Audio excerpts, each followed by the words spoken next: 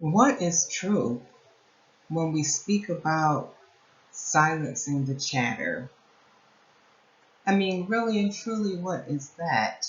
We have a lot of noise that occurs every day. And when we speak about silencing the chatter, it can almost amount to anything. The chatter can come from too much noise when you're trying to read a book. It can come from too much noise when you're trying to find that inner peace. It can come from having too much noise because you're out at the park and you were really looking for a moment of serenity and all you heard was a bunch of arguing and voices and disruption. What is silencing the chatter and where does it begin? I mean, I would like to think that because of the social media influence that we have, the noise never stops.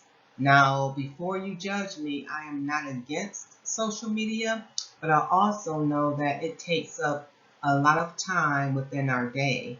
And I think when we talk about silencing the chatter, it's really about finding peace, joy, and whatever it is that makes you happy. I mean, after all, you have to define what happy is for you, what peace is for you, and what joy is. I think silencing the chatter allows us to find an inner sustainment that voids out the negative. It allows you to find that inner strength to assume a position of authority that maybe you thought was out of reach. I don't know, but I think when we come to a place within ourselves where regardless to who is around, regardless to what is happening, regardless to if everything is where you expect it should be for the moment, you still have that ability to have control, to focus, and to provide a level of peace from within. Silencing the chatter. I mean, even right now, you may be listening to me and you may be thinking and wondering, wow, I get it. I've been there. I do need to isolate and figure out what it is that I need to do.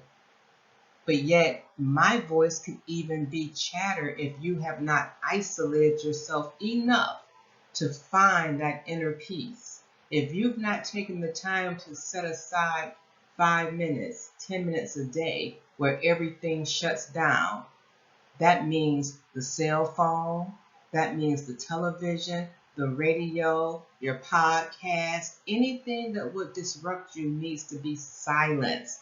Because it is in that moment where you begin to get the yearning and the direction from the inward part of who you are. Everything that you need is able at that point, when everything has been silenced, to reveal what it is that you should be doing, who it would take to be a part of it, where you need to be to make the connections, and how it's going to come to pass. Without that, we run day in and day out seeking something that really is within us already. So I'm going to admonish you in truth today that silencing the chatter, you have to figure it out. What do you need to do through the course of your day to create that utopia, to bring forth the essence of who it is that you know you were destined to be on the journey of life? I hope that you enjoyed the truth today on Silence the Chatter. I am your host, Tony Hollis, and I hope that you will subscribe, that you will hit the notification button, and that you will allow me to speak life into the places that you may need just a little light today. God bless you, and we'll talk soon.